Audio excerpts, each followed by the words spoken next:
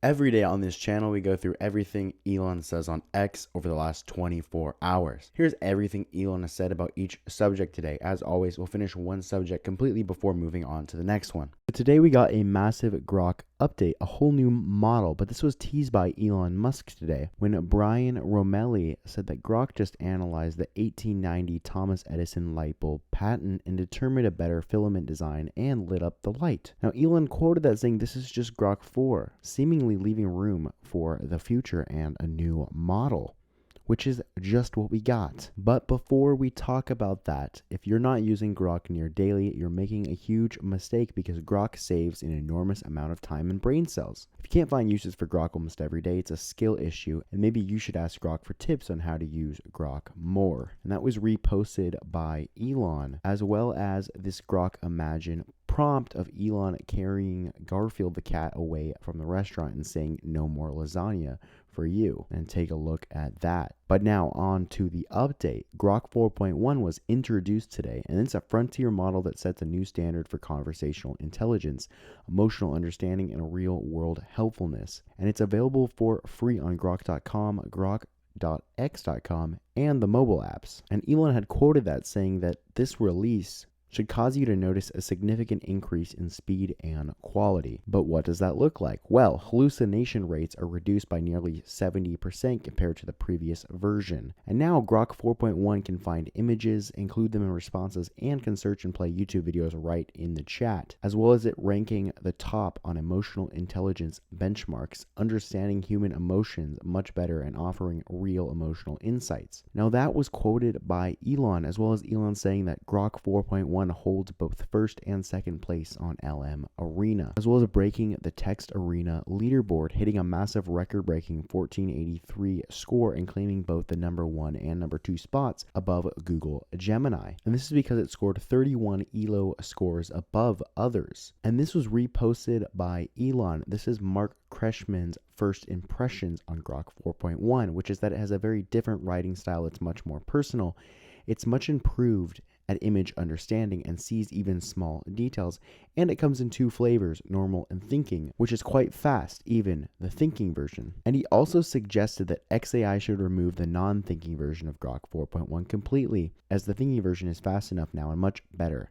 And Elon said, thinking about it. A lot of thinking going on there, but you know where there's not thinking going on? Billie Eilish's head. As Elon says, she's not the sharpest tool in the shed, as she posted some things that Elon could do if he became the world's first trillionaire, such as ending world hunger, saving endangered species, and rebuilding Gaza with $53.2 billion, as well as Ukraine and Syria at a cost of $793.2 billion. And the reason she's called stupid is because Elon Musk isn't sitting on a pile of cash, he's burning it to keep humanity alive. Elon Musk doesn't actually have that liquid cash of $1 trillion, even if he got his pay package. He would just have it in stock and in companies. And speaking of companies, Jeff Bezos has created a new AI startup where he's going to be the co-CEO called Project Prometheus. And it's already received $6.2 billion in funding from Bezos and others. And this company is going to build AI products for engineering and manufacturing in fields like computers, aerospace, and automobiles. And the company already has 100 staff, including researchers from Meta, OpenAI, and Google DeepMind. Now, Elon quoted this today saying, haha, no way, with a laughing face, and calling Bezos a copycat. But Joe Lonsdale in the replies laments the fact that they couldn't ally Bezos and Musk, but Elon asked how they could ally. Now, there were a lot of funny responses, such as this one as them being robot conjoined twins with a Blue Origin rocket in a very interesting area, as well as gym buddies. And here's a really jacked picture of Elon. But if you are looking to start a company, Nikita, Bier, the head product design at X, gives you some advice, saying that the only thing that matters in consumer software is velocity of shipping. And often you're going to be wrong about what people want because no one is a perfect psychologist. But if you're on the front lines with concepts every day, your team will have their finger on the pulse of users and know where to add fuel. So be on the front lines every day with concepts. And Elon said, rocket ship blasting off. And speaking of rocket ships blasting off, SpaceX just completed 500 missions, making the impossible possible with reusable rockets, paving the way to land huge amounts of cargo and lots of people to establish permanent human presence on the moon and beyond with Starship. And this was the Falcon 9 landing at LZ-4, which was the 500th overall reflight of a flight-proven orbital-class rocket. And this was reposted by Elon, so congratulations. Now, Elon might have made reusable rockets, but did he fix the government? Well, Walter Isaacson says this. He says that it's a shame because had Elon gone into government and focused on what he's good at, he could have changed the government for good, but instead he started, let's get rid of this part of USAID and fire people. And Walter Isaacson, for context, is an American journalist, historian, and biographer. And he wrote the biographies of Steve Jobs, Benjamin Franklin, Albert Einstein, Leonardo da Vinci, and Elon Musk. But Casey Handmeyer quoted this, pointing out something interesting, saying that we don't have a lot from the past, so we have so little insight into the why and how people who built the world we have inherited. And this quote from Walter Isaacson, the biographer of Elon, exemplifies that. And he says that in 100 years we'll have a few biographies of Elon and a million pieces of clickbait, and at the current rate, not a single usable how-to for anyone interested in attempting to replicate the SpaceX Tesla production function, and that it drives him crazy. Now, Elon actually said something super interesting, saying, I need to tell my story myself and highlight lessons that I learned along the way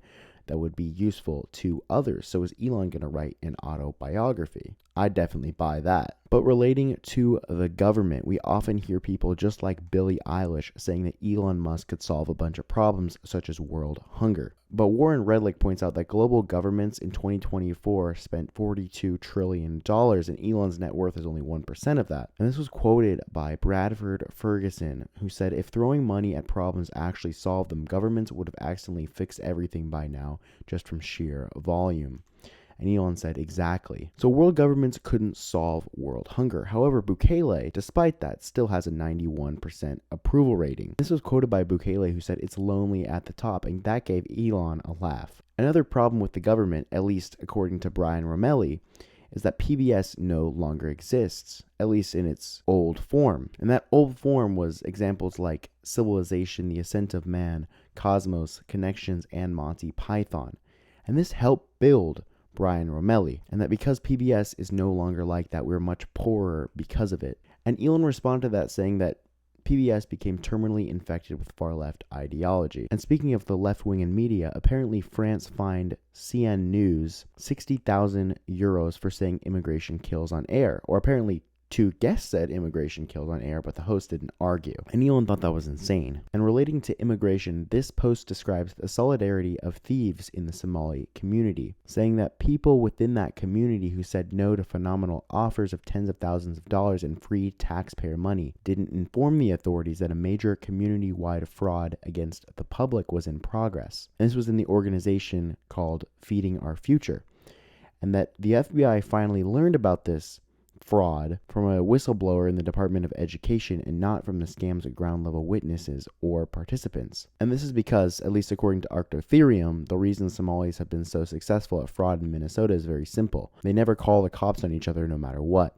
And this prompted a wow from Elon. Alright, and to finish off, I wanted to discuss socialism and the mentality behind this. This post was quoted by Elon, and it describes how socialism in the USSR was similar to serfdom, and that people didn't own anything. And the mentality behind socialism is that people crave a life of slavery that doesn't require thinking or taking responsibility for one's choices. Now, this relates to this post from Secular Talk, who says, I'm an atheist, and morality is not subjective, and the average atheist is definitely more moral than the average Christian. And this was quoted again by the same poster, who said that Kyle, the one posting about morality, doesn't actually care if morality is subjective. He doesn't know or actually care if he's actually more moral than Christians, because if you plumbed his subconscious, you find practically no effort went into clarifying either of those concepts, saying that in a different context, he will totally say that morality is subjective, and that he's not actually a critical thinker. And he says that you can fit all the genuine free thinkers in America into a high school classroom, and he said that they became that way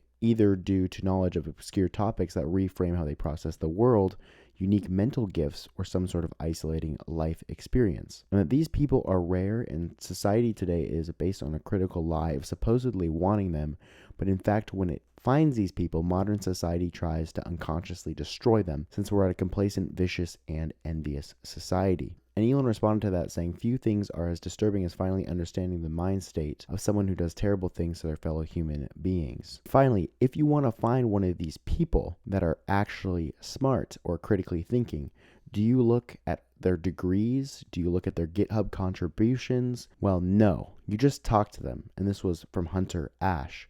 And Elon said, bullseye. So there wasn't much that Elon talked about today. However, the things that stood out to me were, first and foremost, that Grok 4.1 update. I'm excited to try that out, just see how much better it is than Grok 4. And also that Jeff Bezos is starting his own AI company and kind of becoming a copycat of Elon Musk. It'll be interesting to see those two billionaires as they race for space and AI. Bezos has a long way to go to catch up to Musk, but looks like he wants to. I think the thing that stood out the most to me was the whole part about socialism and how the reason why people might want socialism is because what it does is it removes choice. And that other post about there being so little critical thinkers, it really made me stop and reflect on whether or not I'm a critical thinker and if I actually strive to have unique thoughts and understand the world, or if I'm just going along to check boxes. As always, if you guys would like early access to these videos or simply want to just support the channel, consider joining the channel as a member. Also, if you haven't already, check out Jacob's May I Meet You video. He probably wouldn't like me plugging it, but I thought it was super awesome. Anyway, peace. I'm out.